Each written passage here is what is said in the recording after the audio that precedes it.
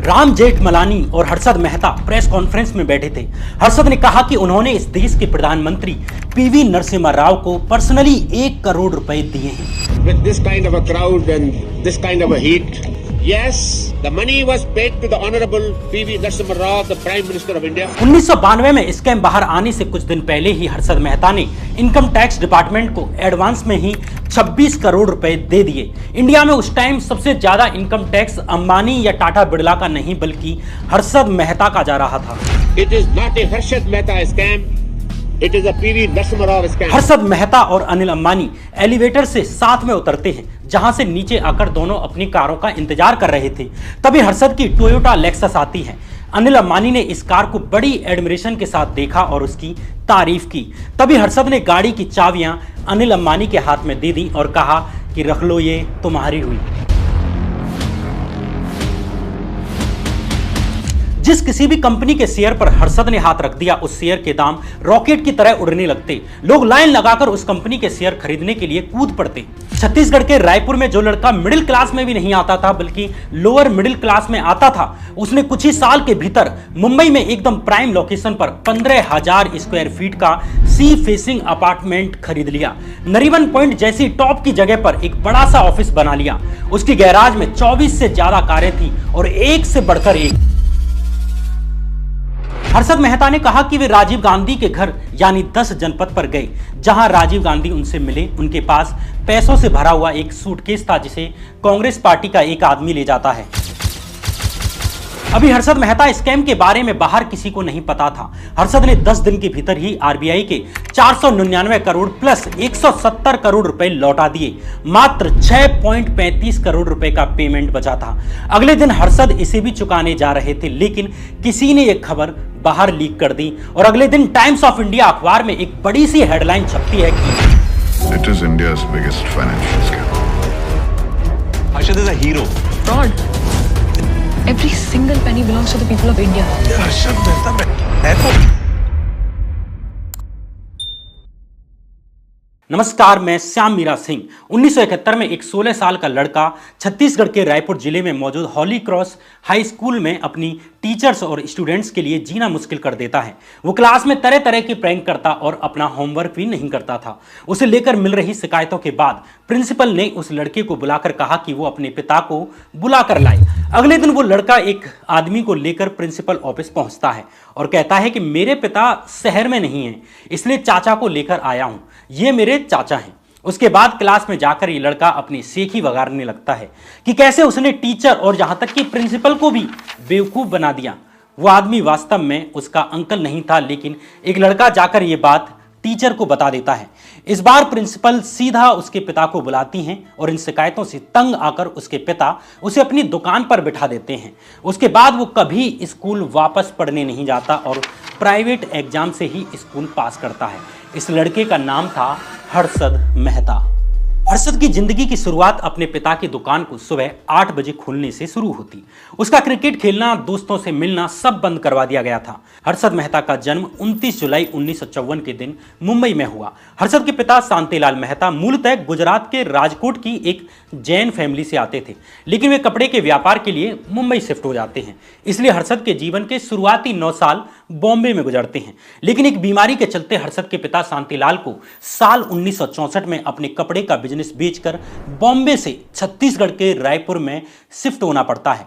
वहां हर्षद की स्कूली पढ़ाई होती है, जिसका जिक्र हमने ऊपर किया कि कैसे हर्षद को स्कूल से निकालकर पिता की दुकान पर बिठा दिया जाता है। लेकिन हर्षद के परिवार की आर्थिक हालत सही नहीं हो रही थी। हर्षद के स्कूल की फीस भरना भी हर्षद के पिता के लिए भारी हो रहा था। अब घर चलाने के लिए हर्षद के पिता को अपनी पत्नी यानी रसीला मेहता के गहने तक बेचने पड़ गए। इन सब से तंग आकर साल 1973 में हर्षद अपने मामा मामी के पास वापस बॉम्बे आ जाते हैं ताकि कुछ धंधा पानी शुरू कर सके। हर्षद एक बेहतरीन लेफ्ट आर्म स्पिनर और राइट हैंड बैट्समैन था। इसी बेसिस पर उसे बॉम्बे के लाला लाजपत राय कॉलेज में बीकॉम में एडमिशन मिल जाता है। पढ़ाई के दौरान ही हर्षद ने कई काम शुरू कर दिए, जैसे सीमेंट सप्लाई करना, हर हफ्ते बॉम्बे से सूरत जाकर पॉलिश्ड डायमंड्स लेकर आना। बॉम्बे आने के 1 साल बाद ही साल 1974 में हर्षद के कॉलेज में गुजराती छात्रों का डांडिया का प्रोग्राम हो रहा था। इसी दौरान हर्षद की मुलाकात मुलाकात ज्योति दोषी नाम की एक लड़की से होती है। जिस कंपाउंड में ज्योति रहती थी उसी कंपाउंड में हर्षद भी क्रिकेट खेलने के लिए आता था। इस तरह हर्षद और ज्योति में प्यार हो जाता है। जून 1976 में हर्षद के भाई अश्विन भी अब रायपुर से बॉम्बे में शिफ्ट हो जाते हैं और आईसीआईसीआई बैंक में नौकरी करने लगते हैं। 2 साल बाद अब हर्षद का बाकी बचा परिवार भी यानी उनके पिता और माता भी रायपुर से लौटकर अब वापस बॉम्बे में शिफ्ट हो जाते हैं। साल 1977 में हर्षद ने जैसे तैसे कुछ एक नंबरों से बीकॉम की डिग्री पास कर ली और न्यू इंडिया एश्योरेंस कंपनी में 600 रुपए की सैलरी पर एक क्लर्क की जॉब शुरू कर दी। इसी साल हर्षद मेहता ने 17 मई 1977 के दिन ज्योति दोषी से शादी कर ली। न्यू इंडिया एश्योरेंस कंपनी में काम करने के दौरान ही हर्षद मेहता को शेयर मार्केट में इंटरेस्ट आने लगता है। इन्हीं दिनों हर्षद मेहता ने कुछ 100 रुपए मार्केट में लगाने शुरू कर दिए। शेयर मार्केट में इंटरेस्ट के कारण अगले ही साल 1978 में हर्षद ने अपनी कंपनी में अर्जी डाल दी कि उन्हें कंपनी के इन्वेस्टमेंट डिपार्टमेंट में ट्रांसफर कर दिया जाए। हालांकि अभी भी हर्षद ने शेयर मार्केट में अपना करियर बनाने का नहीं सोचा था। नौकरी के दौरान भी हर्षद हर वीकेंड पर गुजरात के सूरत की डायमंड मार्केट में जाते, जहां से रफ डायमंड लेते और उन्हें पॉलिश कराकर रीसेल कर देते। इस काम से हर्षद मेहता को हर हफ्ते करीब 200 रुपए की कमाई हो जाती। लेकिन साल 1979 आते आते हर्षद फ्रस्ट्रेट होने लगते हैं कि उनके पास इतना भी पैसा नहीं था कि अपना खुद का एक छोटा सा मकान खरीद सकें। एक दिन हर्षद के परिवार वाले रात के खाने के बाद इकट्ठे होते हैं और जैसे वे बाकी दिन सब मिलकर डिनर के बाद एक साथ बैठते थे, इसी तरह बैठे हुए थे। इस वक्त रात के करीब 12 बज रहे थे। अश्विन, जो अब आईसीआईसीआई बैंक छोड़कर unit trust of India join कर चुके थे, उन्होंने हर्षद को कहा कि हमें सक्सेस के लिए कॉन्टैक्ट्स और पैसा चाहिए। डायमंड मार्केट भी गिर रहा है, इसलिए हमें किसी और चीज पर फोकस करना चाहिए। अश्विन ने कहा कि दोपहर के बाद स्टॉक मार्केट चला करते हैं। उन दिनों बॉम्बे स्टॉक एक्सचेंज में एक ट्रेडिंग रिंग हुआ करती थी, जहां केवल ब्रोकर्स और जॉबर्स को ही आने की अनुमति थी। ब्रोकर्स और जॉबर्स के काम को समझने के लिए और आगे हर्षद मेहता के काम को समझने के लिए और उस पूरे स्कैम को समझने के लिए हमें थोड़ा सा स्टॉक मार्केट के बारे में समझना होगा। देखिए, कंपनी को पैसे चाहिए तो वो कंपनी अपना हिस्सा बेचेगी, शेयर बेचेगी, और जहां ये काम किया जाता है उसे शेयर मार्केट या स्टॉक मार्केट कहा जाता है। अब इन शेयरों का एक खरीदार होगा और एक बेचने वाला होगा। उन दिनों आज की तरह इंटरनेट नहीं था, सिर्फ बॉम्बे स्टॉक एक्सचेंज की बिल्डिंग थी। अगर सभी खरीदार और बेचने वाले वहां एक साथ इकट्ठे हो जाएं तो ये पॉसिबल नहीं है। इसलिए ब्रोकर का कॉन्सेप्ट आया बीच में कि शेयर खरीदने वाले और बेचने वाले दोनों को ही ये काम ब्रोकर के माध्यम से करना होगा और इसे स्टॉक ब्रोकर कहा जाता है। स्टॉक ब्रोकर होने के लिए बीएसई का लाइसेंस लेना पड़ता था। ये शेयर मार्केट का मोटा माटी कॉन्सेप्ट है। अगर मुझे किसी कंपनी के शेयर खरीदने या बेचने होते तो मुझे बीएसई के यानी सेंसेक्स के किसी स्टॉक ब्रोकर के पास जाना पड़ेगा। कंपनी आगे जाएगी तो इन शेयरों की कीमतें बढ़ेंगी और मुझे बढ़ी हुई कीमत के कारण प्रॉफिट होगा। और अगर कंपनी को नुकसान होता है तो कंपनी के शेयरों की भी कीमतें गिरेंगी और इससे मेरे भी शेयरों की कीमत गिरेंगी और मुझे नुकसान होगा। जब इन शेयरों को हर दिन खरीदा और बेचा जाता है तो इसे ट्रेडिंग कहा जाता है, यानी हर दिन अगर इसे खरीदा और बेचा जा रहा है तो। जैसे अडानी के शेयर हैं और मैं अंदाजा लगाऊं कि मोदी सरकार के बजट वाले दिन अडानी के शेयरों की कीमतों में वृद्धि होगी तो सुबह ही अडानी के शेयर खरीद लूंगा और शाम होते होते जब इनकी कीमत बढ़ जाएगी तब इन्हें बढ़ी हुई कीमतों पर बेच दूंगा और प्रॉफिट ले लूंगा।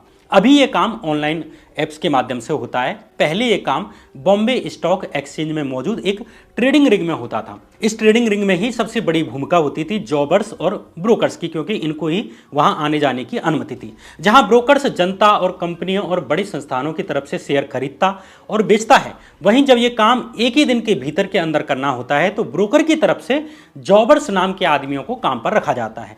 जॉबर का काम अब स्टॉक मार्केट, कंपनियों और इकोनॉमी की नॉलेज रखना है और उसके हिसाब से ट्रेडिंग करना है कि कौन सा शेयर आज खरीदना चाहिए और कौन सा कब बेच देना है और इस खरीद बिक्री पर ही प्रॉफिट लेना है। जनता और बाकी दुनिया डील करेगी ब्रोकर से और ब्रोकर अपनी तरफ से जॉबर्स को रखेगा। इस तरह ट्रेडिंग रिंग में सिर्फ जॉबर्स और ब्रोकर्स होते थे। जॉबर्स को ब्रोकर की तरफ से रखा जाता था, इसलिए जॉबर के डिसीजन की जिम्मेदारी ब्रोकर पर पड़ती थी। जॉबर ऐसे आदमी को रखा जाता था जो शार्प हो, मार्केट की इंफॉर्मेशन हो और जो अंदाजा लगा सके कि कौन सी कंपनी का शेयर कब कितने में बेचना है और कब कितने में खरीदना है, यानी क्विक डिसीजन लेने हैं। यह शेयर मार्केट का कॉन्सेप्ट है जिसे मैंने आपको अभी तक बताया। शेयर मार्केट में तब भी और आज भी सक्सेस उसी को ही मिलती है जो वेल इन्फॉर्म्ड हो, जिसके पास इंफॉर्मेशन हो। इसलिए सही प्लेटफॉर्म की जरूरत रहती है, जैसे blink x by JM financials है। आप शेयर मार्केट में पहले से हैं तो इनका नाम सुना होगा, और अगर नहीं है तो आपको बताता हूं कि ब्लिंक एक्स एक जीरो ब्रोकरेज ट्रेडिंग प्लेटफॉर्म है जहां पर आपको फ्री एक्सपर्ट रिसर्च कॉल्स और डेडिकेटेड आरएम सपोर्ट मिलती है। यहां आपको सारे एडवांस टूल्स फ्री में मिलते हैं, जैसे टेक्निकल चार्ट्स, फंडामेंटल एनालिसिस और risk management strategies, all in one place. इनका इन ऐप डेडिकेटेड रिसर्च आपको बताता है कि कब आपको स्टॉक मार्केट में एंटर करना है, या स्टॉप और लॉस कब लगाने हैं और कैसे लगाने चाहिए, और ये स्टॉक क्या टारगेट अचीव कर सकता है टाइम फ्रेम विजिबिलिटी के साथ। ये सब इस ऐप पर बताया जाता है। अभी रिसेंटली ब्लिंक एक्स का अनाउंसमेंट आया है। ब्लिंक एक्स पर आपको 3 प्लान मिलेंगे, एक सिर्फ 249 रुपए में 2 महीने का प्लान, 599 रुपए में 6 महीने का प्लान, और 12 महीने का प्लान मात्र 899 रुपए में। इन सभी प्लान पर NSE FNO, equity delivery, equity intraday और आईपीओज में आपको अनलिमिटेड ट्रेडिंग का एडवांटेज मिलेगा, और वो भी जीरो ब्रोकरेज के साथ। तो अपनी ट्रेडिंग को इजी और कन्वीनियंट बनाने के लिए आज ही ब्लिंक एक्स ट्राई करें। आप सबके लिए मैंने ब्लिंक एक्स की लिंक अपने डिस्क्रिप्शन बॉक्स और कमेंट बॉक्स में डाल दी है। अब वापस अपनी कहानी पर लौटते हैं। चूंकि हर्षद मेहता और उनके भाई अश्विन कुछ बड़ा करना चाहते थे, इसलिए दोनों ने डिसाइड किया कि वे शेयर मार्केट में ट्राई करेंगे। इसलिए अगले दिन दोनों भाई दोपहर में मिलने वाले 1 घंटे के लंच ब्रेक के दौरान ही पास में ही मौजूद शेयर मार्केट की बिल्डिंग में पहुंच जाते हैं। यहां हर्षद ने ट्रेडिंग रिंग में खड़े ब्रोकर्स और जॉबर्स को ट्रेडिंग करते हुए देखा। अब हर्षद का मन आया कि काश वो भी इन जॉबर्स और ब्रोकर्स की तरह ट्रेडिंग रिंग के अंदर पहुंच सके। इस दोपहर हर्षद ने एक अलग ही दुनिया देखी जिसके बारे में उन्हें कुछ अंदाजा ही नहीं था। इंटरेस्टिंगली, जिस ट्रेडिंग रिंग को हर्षद बाहर से देख रहे थे, अगले 10 साल के भीतर उस ट्रेडिंग रिंग और शेयर मार्केट में हर्षद मेहता का नाम एक किंग की तरह लिए जाने वाला था। 1978 में हर्षद ने अपनी नौकरी से इस्तीफा दे दिया और शेयर मार्केट को अपना गोल बनाया। अब हर्षद मेहता पी अंबालाल नाम के एक ब्रोकर के पास जाते हैं और उन्हें रिक्वेस्ट करते हैं कि मुझे जॉबर बनना है, लेकिन अंबालाल को हर्षद में कोई इंटरेस्ट नहीं था। तभी हर्षद मेहता अंबालाल को कहते हैं कि तुम्हारे 2 बेटे हैं, मुझे अपना तीसरा बेटा मान लो। लास्ट में अंबालाल ने हर्षद को अपने जॉबर के रूप में रख लिया, लेकिन हर्षद मेहता ने पहले ही दिन शुरुआत में ही 2000 रुपए का नुकसान करा दिया। अब अंबालाल को इस पर गुस्सा आया और हर्षद को ट्रेडिंग रिंग से लौटा लिया। इस पर हर्षद ने अंबालाल से रिक्वेस्ट की कि दोबारा एक और चांस दे दो। अगले कुछ महीने तक यही क्रम चलता रहता है। इस नुकसान फायदे की समझ से हर्षद में one of the best jobbers वाली समझ डेवलप हो जाती है। साल 1980 आते आते हर्षद मेहता को फील हुआ कि केवल जॉबर्स बने रहने से काम नहीं चलेगा, थोड़ा अंदर की नॉलेज निकालनी पड़ेगी ताकि ज़्यादा पैसा यानी तगड़ा पैसा कमाया जा सके। उन दिनों Harshad Mehta Premier auto script के जॉबर के तौर पर काम कर रहे थे। एक दिन ऐसे ही हर्षद की नज़र अखबार पढ़ते हुए एक छोटी सी खबर पर पड़ती है जिसमें लिखा था कि प्रीमियर ऑटो ने अपने ऑटोमोबाइल्स के दाम बढ़ा दिए हैं। अब हर्षद को लगा कि इससे तो कंपनी को बहुत फायदा होगा, लेकिन ये फायदा तभी होगा जब कंपनी ज़्यादा से ज़्यादा ऑटोमोबाइल्स बनाएगी, ज़्यादा से ज़्यादा प्रोडक्शन करेगी। इसलिए हर्षद प्रीमियर ऑटो कंपनी के बॉम्बे में मौजूद प्लांट पर चले जाते हैं ताकि कंपनी की प्रोडक्शन स्पीड का पता लगा सकें। लेकिन हर्षद को पता चला कि कंपनी का सारा प्रोडक्शन की स्पीड तो लेबर यूनियन के हाथ में है, जिसे मिलिटेंट लीडर दत्त सामंत चला रहे थे। इसलिए हर्षद ने लेबर यूनियन के लीडर्स से दोस्ती करना शुरू कर दिया और इनमें से एक हर्षद के घर के पास ही रहता था। इस तरह हर्षद ने उन्हें प्रीमियर ऑटो के डेली प्रोडक्शन का डेटा शेयर करने के लिए तैयार कर लिया, मना लिया, ताकि जिस दिन प्रोडक्शन गिरे उसकी सबसे पहले जानकारी उन्हें मिल सके। अब लेबर यूनियन से जुड़ी हुई हर घटना की जानकारी हर्षद मेहता को मिलने लगी। इसे शेयर मार्केट में इनसाइडर ट्रेडिंग कहा जाता है, जब किसी आदमी को किसी कंपनी के अंदर की पहले से ही एक्सक्लूसिव जानकारी हासिल हो जाए और उस कंपनी का ये नुकसान होगा या फायदा होने जा रहा है, ये बात पब्लिक को ना पता हो, लेकिन उसे ये एक्सक्लूसिव जानकारी मिल जाए और इस आधार पर अगर वह उस कंपनी के शेयर खरीदता है या बेचता है, इस ट्रेडिंग को इनसाइडर ट्रेडिंग कहा जाता है। पहले इसे इंडिया में इलीगल नहीं माना जाता था, लेकिन अब माना जाता है। इस तरह हर्षद ने ट्रेड यूनियन के लीडर्स को प्रीमियर ऑटो के अंदर की जानकारी देने के लिए मना लिया। अगर ट्रेड यूनियन की कोई स्ट्राइक हो तो उसके बारे में सबसे पहले हर्षद को पता चल जाता। इस डेटा के आधार पर हर्षद अपना स्टॉक डिसीजन लेते। इस तरह हर्षद धीरे धीरे तगड़ा प्रॉफिट कमाने लगे। साल 1981 में हर्षद ने 1,65,000 रुपए का मुंबई के कांडिवली में अपना घर खरीद लिया और इसी साल हर्षद ने अपने भाई अश्विन और बहन की शादी करवा दी। हर्षद के भाई अश्विन ने भी हर्षद का साथ देने के लिए नौकरी छोड़ दी और शेयर मार्केट में दोनों भाई बड़ी रिस्क लेने लगे। अब हर्षद ने पैसा कमाने का एक और तरीका अपनाया। हर्षद ने थिनली ट्रेडेड शेयर को आइडेंटिफाई करना शुरू कर दिया, मतलब ऐसे शेयर जिन्हें मार्केट में बहुत कम खरीदा और बेचा जा रहा है। ऐसे शेयरों को एकदम से बड़ी मात्रा में खरीदकर उनकी कीमतों में वृद्धि करवा दी जाए और जब कीमतें चढ़ जाएं तो एकदम से सारे शेयर बेचकर प्रॉफिट कमा लिया जाए। हर्षद ने इसके लिए निमित शाह से टीम अप करने की कोशिश की, लेकिन इस तरीके से हर्षद बस कुछ लेवल तक ही कीमतें बढ़ा पा रहे थे, क्योंकि थिनली ट्रेडेड शेयर को वे बड़ी मात्रा में खरीद तो लेते थे, लेकिन उन्हें खरीदने के लिए अन्य खरीदार नहीं मिलते थे और पैसा पूरा का पूरा उसी में घुसा रह जाता था। एक तरह से हर्षद की हालत यहां पर महाभारत के अभिमन्यु वाली थी। उसे घुसना तो आता था लेकिन निकलना नहीं आता था। इसके बावजूद हर्षद ठीक ठाक पैसा बना रहे थे। इस बीच 18 मार्च 1982 का दिन आता है। दिन में करीब 1:35 पर अचानक से रिलायंस टेक्सटाइल इंडस्ट्रीज के शेयरों की कीमतें 131 रुपए से गिरकर 121 आ जाती हैं। यहाँ एक फॉर्मूला बताना जरूरी है। शेयर मार्केट में जो लोग शेयरों को खरीद कर कीमत बढ़ाते हैं उन्हें बुल कहा जाता है, और जो अचानक से शेयरों को बेचकर शेयरों की कीमत गिराते हैं उन्हें बियर कहा जाता है। कोलकाता के बियर कार्टेल ने रिलायंस को टारगेट करते हुए रिलायंस के शेयरों की कीमतें गिरवाई थी। ये उन दोनों के हिसाब से एक बड़ी मात्रा थी। इस मार्केट क्रैश को धीरू अंबानी ने आगे चलकर संभाल लिया। उन्होंने अपने दोस्तों, जिन्हें फ्रेंड्स ऑफ रिलायंस कहा जाता है, उनके माध्यम से शेयर वापस खरीदवा लिए और रिलायंस की कीमतों को वापस पहले जैसा ही कर दिया। लेकिन उस मार्केट क्रैश में हर्षद मेहता लंबे नब जाते हैं। जिस वक्त ये मार्केट क्रैश हो रहा था उस वक्त हर्षद के भाई अश्विन खुद शेयर मार्केट में थे। उन 15 मिनट के तूफान में हर्षद ने एक साथ 10 लाख रुपए गंवा दिए। इससे पहले हर्षद की मार्केट पोजीशन ये थी कि वे 30 लाख तक के नुकसान को झेल सकते थे, लेकिन 18 मार्च को हुई मार्केट क्रैश से 4 दिन पहले ही हर्षद ने बिना किसी कारण के अपनी पोजीशन लिक्विडेट कर दी थी। इसलिए अब 10 लाख का नुकसान भी हर्षद के लिए एक बड़ी मुश्किल पैदा कर रहा था। हर्षद के पास 1979 से लेकर 1981 के बीच कमाई करीब 3 लाख का प्रॉफिट था, लेकिन अब हर्षद के ऊपर ब्रोकर जेएल शाह और सुरेश नंदलाल शाह के करीब 7 लाख रुपए उल्टा बन रहे थे। मतलब अब हर्षद मेहता बर्बाद हो चुके थे। हर्षद और हर्षद के भाई दोनों जुहू में ब्रोकर्स के पास जाते हैं और कहते हैं, हमारे पास फ्लैट और ज्वेलरी के अलावा कुछ नहीं है, तुम ये ले सकते हो। हालांकि हर्षद के स्किल को देखते हुए उन्होंने घर को उन्हीं के पास रहने दिया और कर्जा वापस करने के लिए टाइम दे दिया। हालांकि हर्षद को टोकन मनी के रूप में अपनी पत्नी का मंगलसूत्र गिरवी रखना पड़ा। साथ ही ब्रोकर्स ने हर्षद का अकाउंट सस्पेंड कर दिया। इस बीच 7 जून 1982 के दिन हर्षद के पिता शांतिलाल मेहता की हार्ट अटैक से मौत हो जाती है। इस वक्त हर्षद के पास इतने भी पैसे नहीं थे कि वे अपने पिता का अंतिम संस्कार भी ढंग से कर सकें। हर्षद के भाई अश्विन के अनुसार अगर पिता को हॉस्पिटलाइज भी कराना होता तो उनके पास इतने पैसे नहीं थे कि अपने पिता को अस्पताल में भर्ती करा सकें। यह हर्षद और अश्विन के लिए मेंटली बहुत ट्रॉमा देने वाली बात थी। वो हर्षद, जिनका शेयर मार्केट में सिक्का चलने लगा था, उनकी भाभी को घर चलाने के लिए ब्यूटिशियन की नौकरी करने पड़ी। अगले कुछ हफ्ते तक दोनों भाई सोचते रहे कि क्या करें। कुछ हफ्ते बाद दोनों भाई कालबा देवी इलाके में मौजूद भारत भवन गए, जहां हर्षद के पिता की कपड़ों की रेंट पर एक दुकान थी जिसका किराया 250 रुपये था। इसी दुकान को हर्षद ने लैंडलॉर्ड से बात करके 500 रुपये रेंट पर ले लिया। इस तरह हर्षद ने ग्रो मोर कंसल्टेंट नाम से एक फर्म बनाई। इसका ऑफिस इतना छोटा था कि इसमें एक टेबल और 2 कुर्सियां ही आ सकती थी। अगर कोई क्लाइंट आता तो हर्षद या अश्विन में से किसी एक को बाहर जाना पड़ता। अपनी ऑफिस शुरू करने के लिए कुछ पैसे इकट्ठा करने के लिए हर्षद ने अपने पिता का गोदरेज कंपनी का टाइपराइटर रिलायंस इंडस्ट्रीज को 3000 रुपये में बेच दिया। लेकिन प्रॉब्लम यह थी कि अब उन्हें खुद भी एक टाइपराइटर चाहिए था, इसलिए उन्होंने टाइपिस्ट भी उसको ही हायर किया जिसके पास अपना खुद का टाइपराइटर था। इस तरह ग्रो मोर कंसल्टेंट ने इन्वेस्टर्स को कंसल्ट करने का काम शुरू कर दिया। शुरुआत में हर्षद ने अपने ही रिश्तेदारों में इन्वेस्टर्स ढूंढे।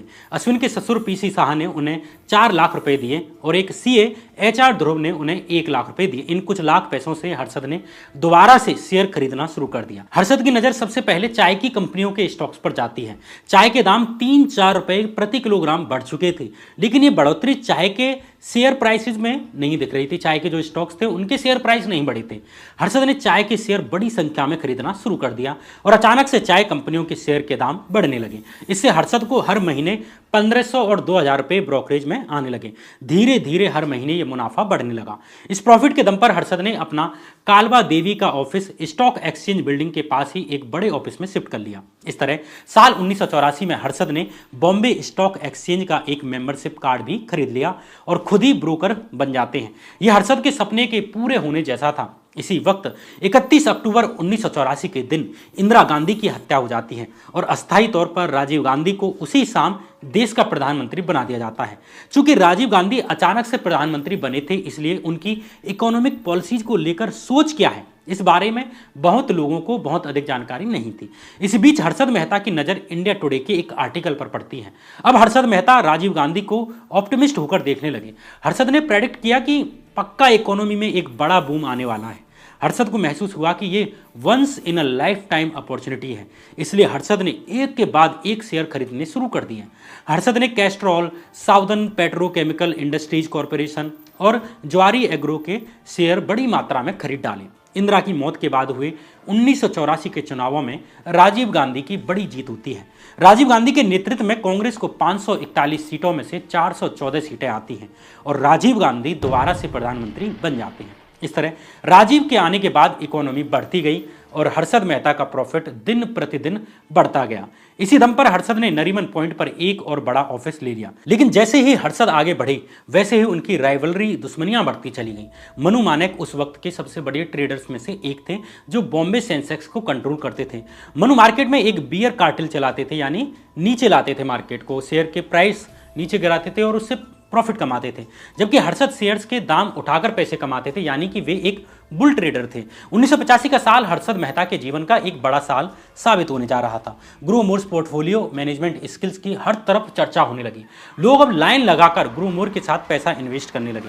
अगस्त सितंबर महीने में अश्विन लंदन चले गए, जहां उन्होंने ब्रोकिंग फर्म्स और लंदन स्टॉक एक्सचेंज के बारे में स्टडी की कि ये कैसे काम करता है। और फरवरी 1986 में इधर फाइनेंस मिनिस्टर वीपी सिंह ने बजट पेश किया। लेकिन वीपी सिंह का बजट लिबरलाइजेशन की उम्मीदों पर खरा नहीं उतरता, बल्कि हार्श होता है। इससे मार्केट नीचे आ जाता है। इसी वक्त मनु मानेक ने हर्षद के favourite share southern petrochemical industries corporation limited यानी SPIC पर हमला बोल दिया और उसके दाम गिरवा दिए।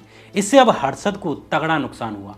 अफवाहें उड़ने लगी कि हर्षद मेहता बॉम्बे स्टॉक एक्सचेंज का यानी BSE का हिसाब चुकता नहीं कर पाएंगे। इस अफवाह का फायदा उठाकर मनु मानेक और उसके साथी हर्षद और SPIC को और नीचे लाने वाले थे। लेकिन हर्षद को इसके बारे में पता चल जाता है और हर्षद ने BSE को एडवांस में ही पेमेंट कर दिया। इससे मनु मानेक का प्लान फेल हो जाता है। इस पूरे मामले से हर्षद को 1.5 करोड़ यानी 1.5 करोड़ रुपए का नुकसान होता है। लेकिन वो अपनी क्रेडिबिलिटी को बचाने में कामयाब रहे। इसके बाद हर्षद और बड़े इंस्टीट्यूशनल इन्वेस्टर्स ढूंढने शुरू कर देते हैं और धीरे धीरे उन्हें इंस्टीट्यूशनल इन्वेस्टर्स मिलने लगे। हर्षद अब हर्षद मेहता के साथ साथ इंडियन मार्केट के बिग बुल भी बनने वाले थे। वो किसी भी शेयर को पकड़ लेते, उसके दाम बढ़ने लग जाते। हर्षद कंपनियों के साथ मिली भगत करके उनके शेयर्स के दाम बढ़वाने लग गए इलीगल तरीके से। हर्षद की कमाई बढ़ रही थी और उसी के साथ उनका स्टेटस भी बढ़ रहा था। 1990 में हर्षद ने 15,000 स्क्वायर फीट का एक सी फेसिंग अपार्टमेंट खरीद लिया। हर्षद इस अपार्टमेंट में एक मिनी थिएटर और बिलियर्ड्स रूम भी बनाने वाले थे। यह अपार्टमेंट एक बिल्डिंग का पूरा 3rd फ्लोर और आधा 4th फ्लोर मिलाकर बना था। उनके पार्किंग लॉट में गाड़ियों की लाइनें लगी हुई थी। हर्षद के पास 29 कारें थी। उनके पास फेमस ब्राउन टोयोटा लेक्सस भी थी, जो इंडिया में इंपोर्ट की गई पहली लेक्सस कार थी। पत्रकार हेमिस मैकडोनाल्ड अपनी किताब द पॉलिस्टर प्रिंस में बताते हैं कि एक बार नरीमन पॉइंट की एक बिल्डिंग जहां रिलायंस का हेडक्वार्टर था, वहां एक एलिवेटर से हर्षद मेहता और अनिल अंबानी साथ में उतरते हैं, जहां से नीचे आकर वे दोनों अपनी कारों का इंतजार कर रहे थे। तभी हर्षद की टोयोटा लेक्सस आती है। अनिल अंबानी ने उसको बड़ी एडमिरेशन के साथ देखा और उसकी तारीफ की। हर्षद ने गाड़ी की चाबियां अनिल अंबानी के हाथ में दे दी और कहा कि रख लो, ये तुम्हारी हुई। अनिल ने मना कर दिया, लेकिन हर्षद इस स्थिति में पहुंच गए थे कि वो अंबानियों तक को शर्मिंदा कर रहे थे। इस तरह धीरे धीरे हर्षद मेहता स्टॉक मार्केट में एक बड़ा नाम बन चुके थे। उनके बारे में खबर उड़ती थी कि वो 100 करोड़ रुपए के चेक्स में BSE को मार्जिन पेमेंट करते हैं। भारत सरकार का बजट आने से पहले उनको पता होता है कि बजट में क्या होगा। वो स्मगलर्स के पैसे मार्केट में लगाते हैं। इस तरह की अफवाहें उड़ रही थी। हर्षद का प्रभाव ऐसा था कि अगर उनका कोई एम्प्लॉय भी किसी शेयर के बारे में इंक्वायरी कर लेता था, तो ये बात अगर किसी को पता चल जाए तो इतने लोग उस शेयर को खरीदने लगते थे कि उसके दाम बढ़ने लग जाते थे। हर्षद स्टॉक मार्केट को पकड़कर ऊपर लेकर जा रहे थे। हर्षद के कारण सेंसेक्स जो पहले 1500 अंक था, फिर 2000 हुआ, फिर फरवरी 1992 तक आते आते 2491 तक पहुंच गया।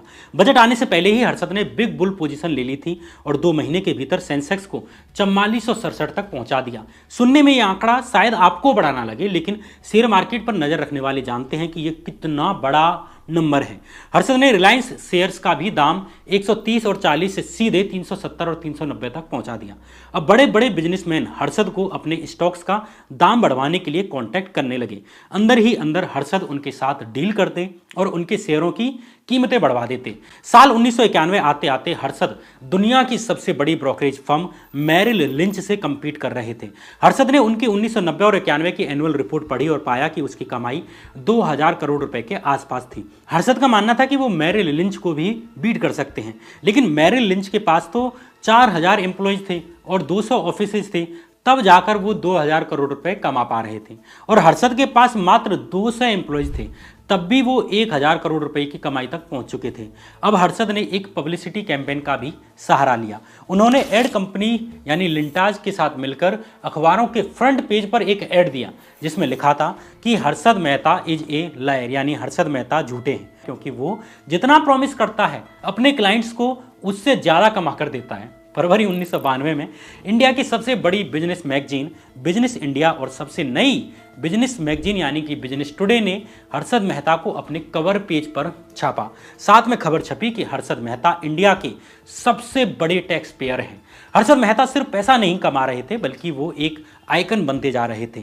28 फरवरी 1992 के दिन केंद्र सरकार के बजट से एक दिन पहले ही हर्षद मेहता के यहाँ इनकम टैक्स का छापा पड़ जाता है। इसके बावजूद दूरदर्शन ने यूनियन बजट पर यानी केंद्र सरकार के बजट पर हर्षद मेहता का इंटरव्यू लिया और चलाया। यह नाम था हर्षद मेहता का। हर्षद मेहता का सपना शेयर मार्केट की दुनिया का किंग बनना था, लेकिन इसके लिए उनको पैसे की खदान चाहिए थी और इतना पैसा सिर्फ बैंक्स के पास था। उस वक्त आरबीआई के कड़े रूल्स के कारण स्टॉक ब्रोकर्स शेयर मार्केट में पैसा लगाने के लिए बैंक्स से उधार नहीं ले सकते थे। इसलिए हर्षद ने बैंकों से पैसा लेने के लिए एक दूसरा प्लान बनाया और यहीं से होती है द हर्षद मेहता स्कैम की शुरुआत। लेकिन आगे की कहानी तभी समझ आएगी जब आप बैंकों के कुछ बेसिक कॉन्सेप्ट्स जो होते हैं उन्हें समझेंगे। आरबीआई देश की सभी बैंकों को रेगुलेट करते हैं, उनकी दादा है। एक तरह से आरबीआई बैंकों का बैंक है। आरबीआई को यह देखना होता है कि कोई बैंक गड़बड़ी ना करे, ग्राहकों का पैसा सेफ रहे। इसके लिए आरबीआई बैंकों को कहता है कि आपको सर्टेन अमाउंट परसेंटेज केवल स्पेसिफिक और सेफ चीज़ों में ही इन्वेस्ट करना है, वे डूबने नहीं चाहिए, जैसे गवर्नमेंट सिक्योरिटीज, गोल्ड और कैश। इसे शॉर्ट में एसएलआर कहा जाता है। करंटली एसएलआर रेट 18% है, यानी बैंकों को अपना 18% पैसा या तो गवर्नमेंट सिक्योरिटीज में इन्वेस्ट करके रखना होगा या कैश में या गोल्ड में अपने पास रखना होगा, कहीं और इन्वेस्ट नहीं करना होगा। यहाँ थोड़ा गवर्नमेंट सिक्योरिटीज के बारे में जान लेते हैं।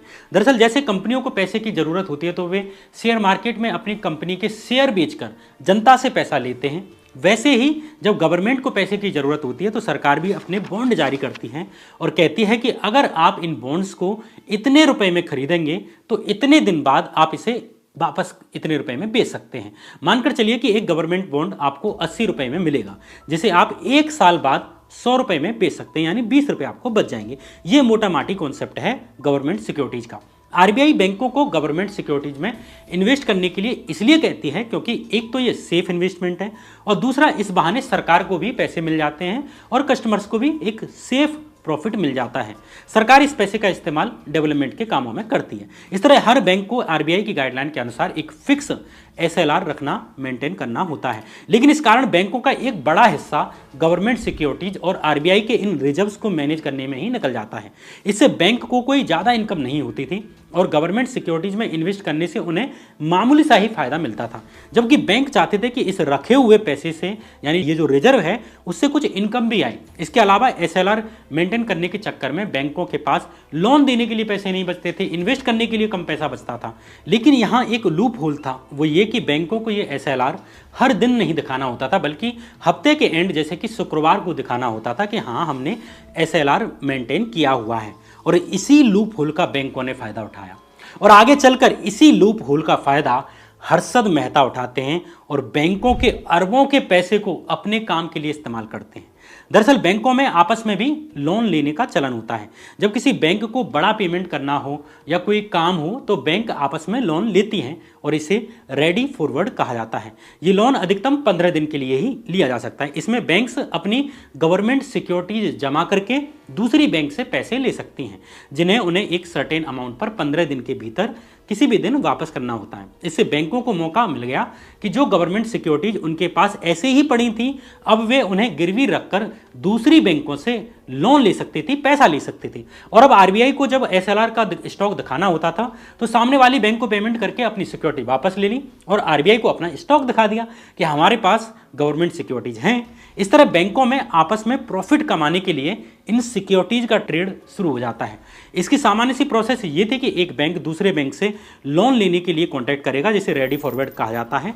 लोन लेने के लिए अपनी गवर्नमेंट सिक्योरिटीज गिरवी रखेंगे, कुछ ही दिनों के भीतर की एक डेट देगा कि इस तारीख को इतने रुपए में वापस ले लेंगे। अब जो बैंक सिक्योरिटीज खरीदेगा यानी जो लोन देगा, वो इन सिक्योरिटीज की डिलीवरी के बदले बेचने वाले बैंक को एक डॉक्यूमेंट देता है। इस डॉक्यूमेंट को एसजीएल फॉर्म यानी सब्सिडियरी जनरल लेजर कहते हैं। इस एसजीएल फॉर्म को आरबीआई के पब्लिक डेट ऑफिस यानी पीडीओ के पास भेजा जाता था, जिसका काम गवर्नमेंट सिक्योरिटीज का रिकॉर्ड मेंटेन करने का था। एक तरह से एसजीएल इनवॉइस की तरह थे, जिसे बैंक के द्वारा आरबीआई में जमा करवाना होता था। लेकिन इस सिंपल सी प्रोसेस के साथ कई सारी दिक्कतें थी। इसमें टाइम बहुत लगता था, जबकि बैंकों के पास इन सिक्योरिटीज को बेचने और वापस खरीदने के लिए 1 हफ्ते भर का टाइम होता था, क्योंकि उन्हें हर हफ्ते वापस से आरबीआई को दिखाना होता था कि हमारे पास गवर्नमेंट सिक्योरिटीज का स्टॉक रिजर्व है। उन दिनों पेपर ट्रेडिंग का जमाना था, ऑनलाइन जमाना नहीं था, इसलिए फिजिकली गवर्नमेंट सिक्योरिटीज को इतनी मात्रा में ट्रांसफर करना और आरबीआई के पास जाकर इसके एसजीएल फॉर्म भेजना,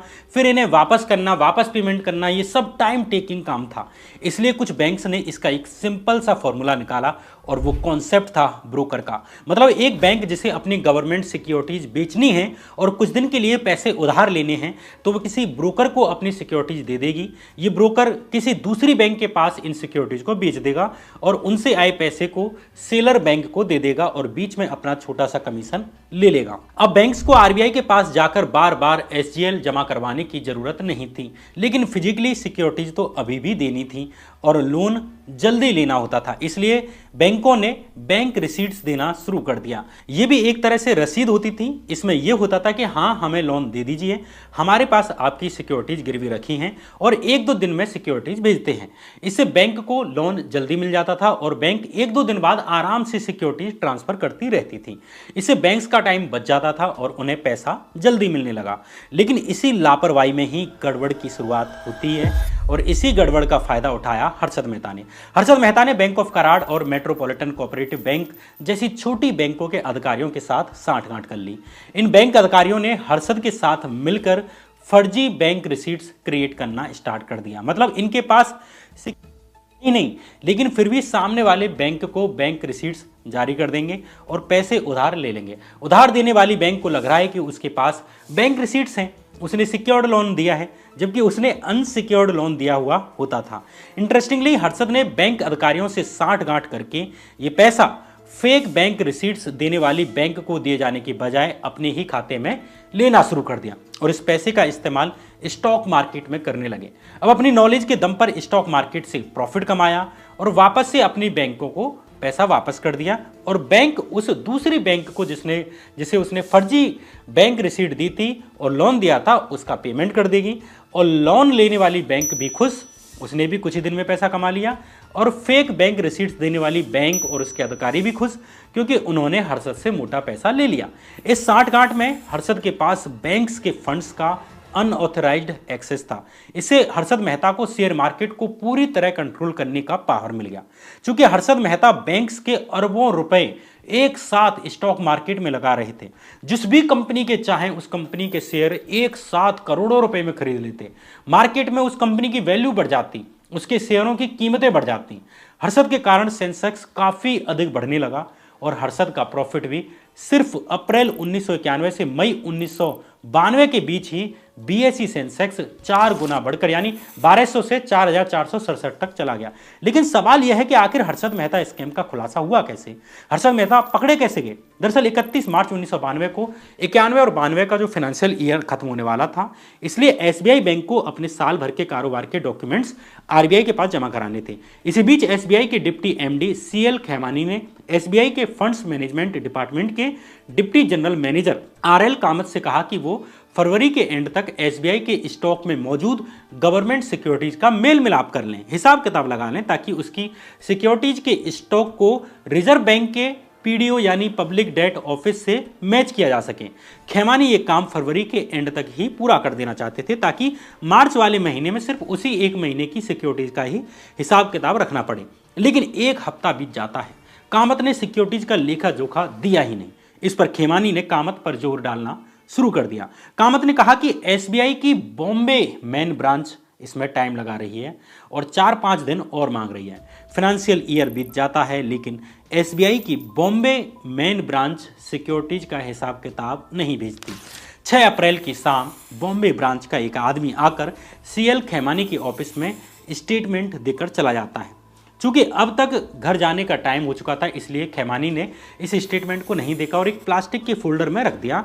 लेकिन जब अगली सुबह खेमानी ने इन स्टेटमेंट्स को चेक किया तो पाया कि इसमें ओवर राइटिंग हो रखी है, कैंसलेशंस और चेंजेस हो रखे हैं। इससे भी बड़ी प्रॉब्लम ये थी कि बॉम्बे ब्रांच के इस स्टेटमेंट के हिसाब से एसबीआई के पास 1744.95 करोड़ रुपए की सिक्योरिटीज है, जबकि आरबीआई के पब्लिक डेट ऑफिस के स्टेटमेंट के अनुसार उसके पास एसबीआई की मात्र 1670.95 करोड़ रुपए की सिक्योरिटीज थी। मतलब आरबीआई के डिपार्टमेंट के अनुसार 74 करोड़ की सिक्योरिटी कम है। इससे खेमानी को शक हुआ कि कुछ गड़बड़ है।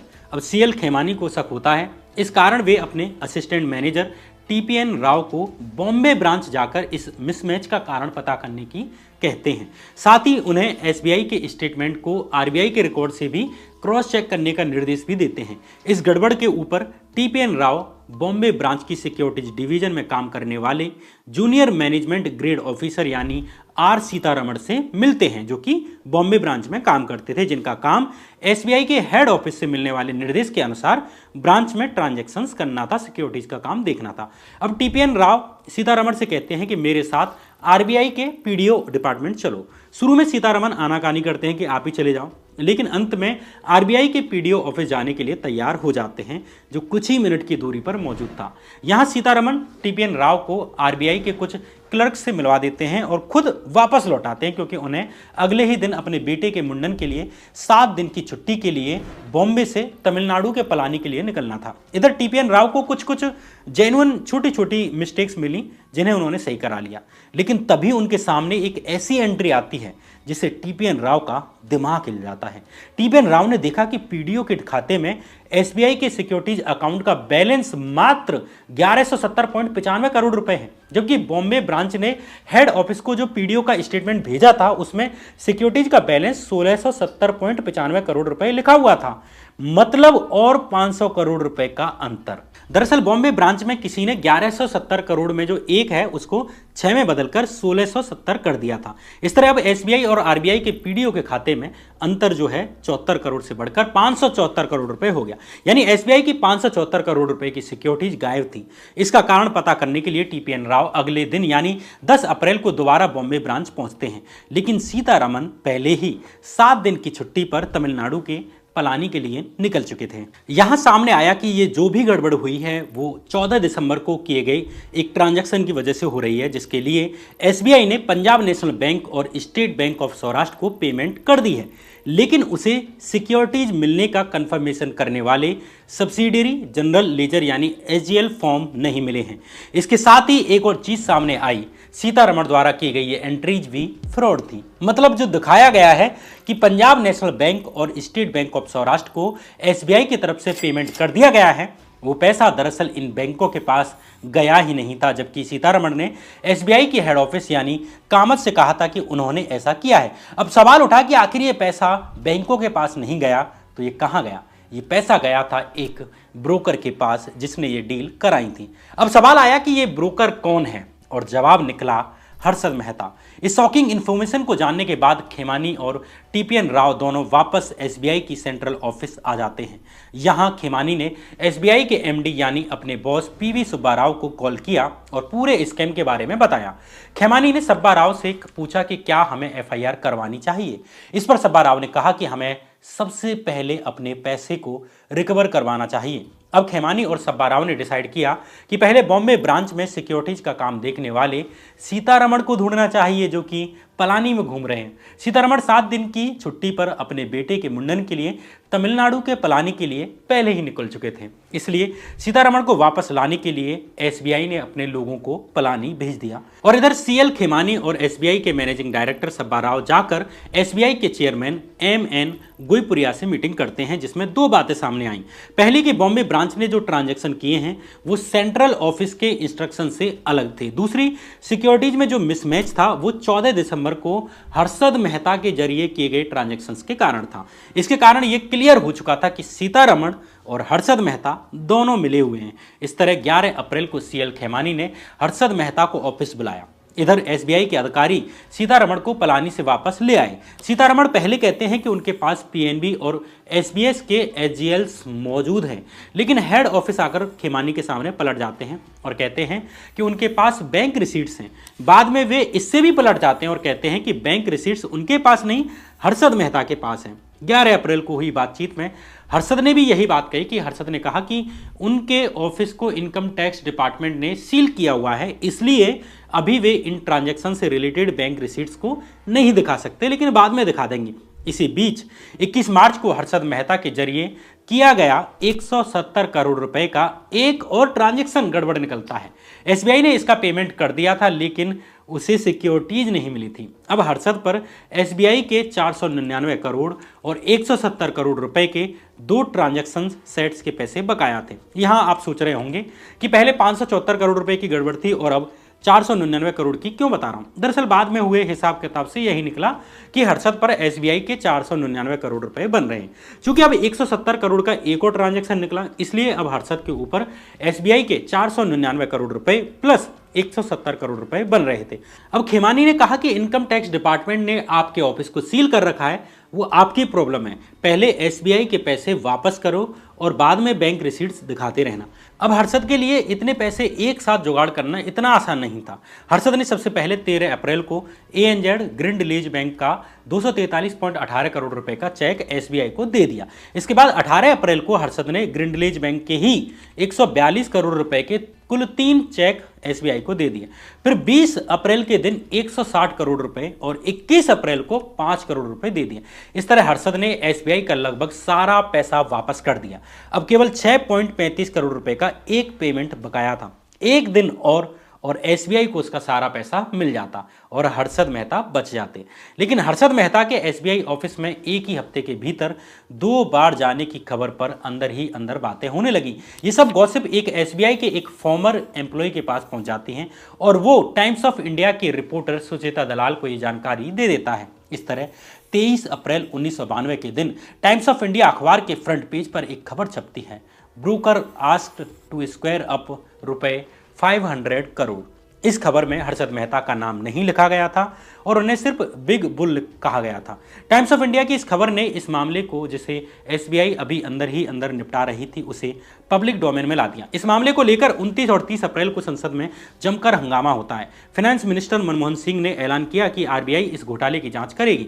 इसी के साथ इस मामले की इन्वेस्टिगेशन सीबीआई को सौंप दी गई। इस पॉइंट के बाद से ये स्कैम केवल एक कमर्शियल प्रॉब्लम नहीं रहा, बल्कि एक पॉलिटिकल और क्रिमिनल मुद्दा बन गया। अब सबके मन में सवाल उठने लगा कि हर्षद ने एसबीआई को जो ये करोड़ों पैसे लौटाए हैं वो उनके पास आखिर आए कहां से, क्योंकि 16 अप्रैल को री रजिस्ट्रेशन और हाई रजिस्ट्रेशन फीस के खिलाफ बॉम्बे स्टॉक एक्सचेंज के जो ब्रोकर्स थे वो हड़ताल पर चले गए थे, जिस कारण 16 अप्रैल को बीएसई ने ट्रेडिंग ऑपरेशंस बंद कर दिए थे, जो 26 अप्रैल तक बंद रहे। इस कारण हर्षद एसबीआई के पैसे चुकाने के लिए अपने शेयर्स तो नहीं बेच पाए होंगे।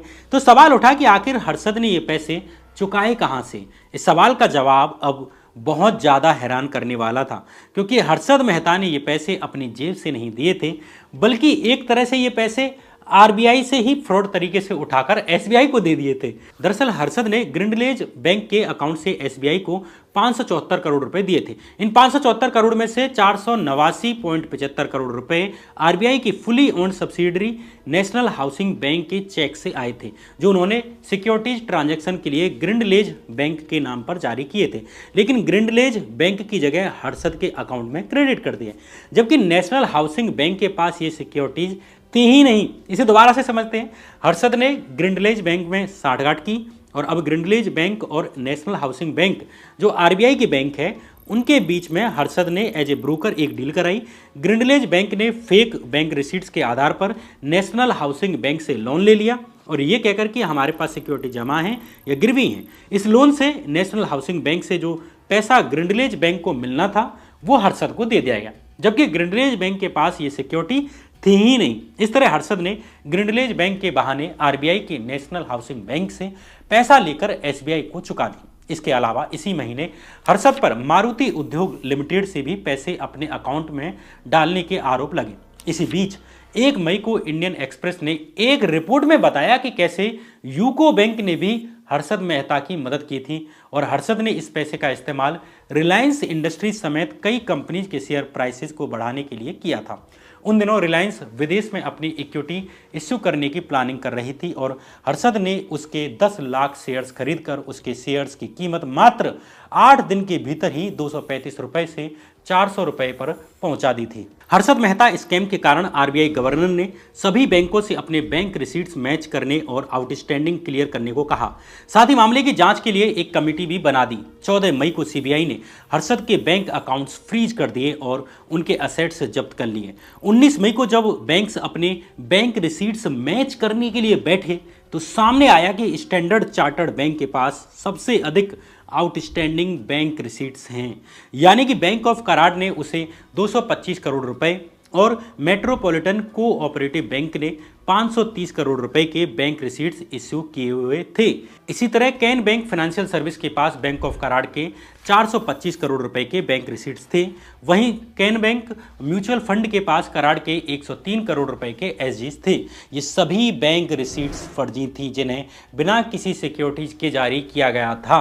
वहीं एसजीएल्स बाउंस हो चुके थे। दरअसल बैंक ऑफ कराड़ एक प्राइवेट बैंक था जिसे 1991 में भी बैंक रिसीट्स मिसयूज करते हुए पकड़ा गया था। लेकिन अब जब दोबारा से हर्षद मेहता स्कैम में भी इस बैंक का सबसे बड़ा रोल सामने आया तो आरबीआई ने 27 मई को इसे बंद करने का आदेश जारी कर दिया और अंततः 4 जून को हर्षद मेहता और उनके भाई अश्विन समेत कई आरोपियों को भी अरेस्ट कर लिया गया। 9 जुलाई को सरकार ने ऐलान किया कि मामले की जांच के लिए एक जॉइंट पार्लियामेंट्री कमेटी यानी जेपीसी बनाई जाएगी। इधर जब हर्षद मेहता स्कैम की खबर पब्लिक हुई तो शेयर प्राइसेज एकदम से बुरी तरह क्रैश कर जाते हैं। शेयरों के दाम एकदम से नीचे आने लगी। बीएसई सेंसेक्स जहां अप्रैल 1992 में 4,467 पॉइंट्स पर था, वो अगस्त आते आते गिरकर 2600 पॉइंट्स पर रह जाता है। हालांकि 22 सितंबर 1992 को हर्षद मेहता को जमानत मिल जाती है और वो जेल से बाहर आ जाते हैं। हर्षद मेहता मामले को लेकर जितने भी सवाल उठे, इनमें सबसे बड़ा सवाल ये था कि क्या इस स्कैम में नेता भी शामिल थे। इस पर नवंबर 1992 में जॉइंट पार्लियामेंट्री कमेटी के सामने हर्षद मेहता ने कहा कि ना ही मुझे किसी नेता से कोई फेवर मिला है और ना ही मैंने किसी नेता को पैसे दिए हैं। लेकिन 16 जून 1993 को यानी कि अपनी गिरफ्तारी के 1 साल बाद हर्षद मेहता अपने भाई अश्विन मेहता और अपने वकील राम जेठमलानी और महेश जेठमलानी के साथ मिलकर बॉम्बे के ताजमहल होटल में एक प्रेस कॉन्फ्रेंस करते हैं। यहाँ पर हर्षद ने दावा किया कि उन्होंने प्रधानमंत्री पीवी नरसिम्हा राव को पर्सनली 1 करोड़ रुपए दिए और ये पैसा नरसिम्हा राव को नंददयाल लोकसभा सीट का बाई इलेक्शन लड़ने के लिए दिए गए थे। हर्षद के अनुसार प्रधानमंत्री से ये डील कांग्रेस नेता सतपाल मित्तल और उनके बेटे सुनील मित्तल ने कराई थी। हर्षद मेहता 1990 के आसपास सुनील मित्तल के संपर्क में आए। उस वक्त वो सुनील मित्तल की कंपनी भारती टेलीकॉम पर रिसर्च कर रहे थे। सुनील मित्तल ने उन्हें समझाया कि बड़ा बनने के लिए दिल्ली में पॉलिटिकल कॉन्टैक्ट्स बनाना जरूरी है और उनके पिता सतपाल मित्तल इसमें उनकी मदद कर सकते हैं। उसके बाद वो सतपाल मित्तल से मिले। उन्होंने सबसे पहले राजीव गांधी से हर्षद मेहता की मीटिंग फिक्स करवाई। 25 अप्रैल 1991 को हर्षद मेहता राजीव गांधी के निवास 10 जनपथ पर मिलते हैं। उनके पास पैसों से भरा हुआ एक सूटकेस था, यानी हर्षद मेहता के पास। उसके बाद वो बैग उन्होंने कांग्रेस के खजांची सीताराम केसरी को दे दिया। उसके बाद राजीव गांधी से उनकी 2-3 मिनट बात होती है, जिसमें सतपाल मित्तल ने हर्षद और उनके भाई अश्विन को बॉम्बे के ब्रोकर्स बताया जो पार्टी के लिए कुछ करना चाहते थे। हालांकि इसके कुछ महीने बाद ही राजीव गांधी की लिट्टे ने हत्या कर दी। राजीव की मौत की सिंपैथी की वजह से कांग्रेस दोबारा से सत्ता में आ गई और पीवी नरसिम्हा राव प्रधानमंत्री बन गए। वो पार्लियामेंट के मेंबर नहीं थे और प्रधानमंत्री बने रहने के लिए उन्हें 6 महीने के भीतर ही किसी लोकसभा सीट से जीतकर आना था। इसी वजह से उन्होंने आंध्र प्रदेश की नंदयाल सीट से बाई इलेक्शन लड़ा। हर्षद का कहना था कि उन्होंने इसी चुनाव को लड़ने के लिए पीवी नरसिम्हा राव को 1 करोड़ रुपए दिए। हर्षद ने कहा कि 4 नवंबर 1991 को प्रधानमंत्री नरसिम्हा राव के रेस कोर्स घर पर अपने भाई और कांग्रेस के सांसद सुनील मित्तल के साथ गए थे और वहां उन्होंने प्रधानमंत्री को एक सूटकेस दिया जिसमें 67 लाख रुपए थे और उन्होंने वो पैसे अपने पर्सनल सेक्रेटरी आर.के. खांडेकर को दिलवा दिए। अगले दिन हर्षद ने एक और सूटकेस भेजा जिसमें 33 लाख रुपए थे। हालांकि हर्षद के इन आरोपों को प्रधानमंत्री कार्यालय यानी पीएमओ ने नकार दिया कि उन्होंने हर्षद से कोई पैसे नहीं लिए। आगे हर्षद के ये आरोप साबित भी नहीं हो सके। लेकिन इसमें सवाल उठा कि हर्षद नरसिम्हा राव के खिलाफ बोल क्यों रहे हैं। हर्षद का कहना था कि जब वो जेल में थे तो उनसे अलग अलग लोग उनको छुड़ाने के लिए 50 करोड़ रुपए से 200 करोड़ रुपए की फिरौती मांग रहे थे और नहीं देने पर उनको परमानेंट जेल में रखने की धमकी दी जा रही थी। हर्षद का कहना था कि नेता अपने आप को बचाने के लिए उनको बलि का बकरा बना रहे थे। हर्षद ने सतपाल मित्तल के पीए को आश्वासन दिया था कि वो अपना मुंह बंद रखेंगे, लेकिन फिर उनको शक हुआ कि उनको अब ड्रग ट्रैफिकिंग के केस में फंसाने की कोशिश चल रही है। इसलिए उन्होंने अपनी दी हुई रिश्वतों के सबूत इकट्ठा करना शुरू कर दिया और एक वीडियो टेप पर अपनी टेस्टमनी यानी अपनी गवाही भी रिकॉर्ड की और राम जेठमलानी जैसे वकील से कांटेक्ट किया। इसके बाद हर्षद के वकील ने सीबीआई चीफ एस.के. दत्ता को लेटर लिखा कि वो पैसों के लेन देन को लेकर जो बातें कहेंगे वो पॉलिटिकली सेंसिटिव हैं और हर्षद उनके बारे में सच तभी बोलेंगे जब उनको वायदा किया जाएगा कि उनका पॉलिटिकल प्रोसिक्यूशन नहीं किया जाएगा, यानी उन्हें परेशान नहीं किया जाएगा। लेकिन सीबीआई चीफ एस.के. दत्ता का रिटायरमेंट हो चुका था और वो केंद्र सरकार के एक्सटेंशन की बदौलत ही सीबीआई चीफ बने हुए थे, तो उन्होंने इस लेटर के बारे में कुछ नहीं किया और जॉइंट पार्लियामेंट्री कमेटी यानी जेपीसी को भी नहीं बताया। हर्षद को सीबीआई ने कहा कि वो किसी तरह की इम्यूनिटी नहीं दे सकते, यानी छूट नहीं दे सकते। इसके बाद जब हर्षद श्योर हो गए कि अब किसी तरह की डील नहीं होगी तो उन्होंने प्रधानमंत्री के खिलाफ प्रेस कॉन्फ्रेंस की। इस प्रेस कॉन्फ्रेंस के कुछ दिन बाद यानी 30 जून 1993 को हर्षद फिर से जॉइंट पार्लियामेंट्री कमेटी यानी जेपीसी के सामने पेश हुए। अब हर्षद ने प्रधानमंत्री पर लगाए आरोपों से पलटी मार ली और कहा कि उन्होंने खुद को हैरेसमेंट से बचाने के लिए और हताशा में आकर प्रधानमंत्री पर आरोप लगाए थे। इस तरह अगले 3 साल तक हर्षद मेहता चुपचाप बैठे रहते हैं। सितंबर 1999 आते आते मारुति उद्योग केस में अदालत का फैसला आ जाता है।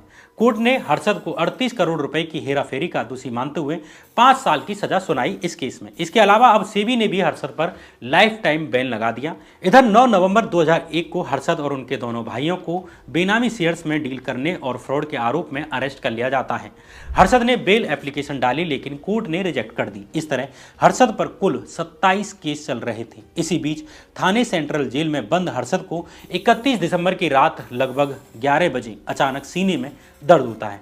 हर्षद को सिविल अस्पताल ले जाया जाता है। हॉस्पिटल के डॉक्टर्स ने बताया कि जब वे आए थे तो ठीक थे और हॉस्पिटल के स्टाफ से बात कर रहे थे, लेकिन फिर अचानक से उनकी तबीयत बिगड़ने लगी और रात करीब 12:40 पर हर्षद की मौत हो गई।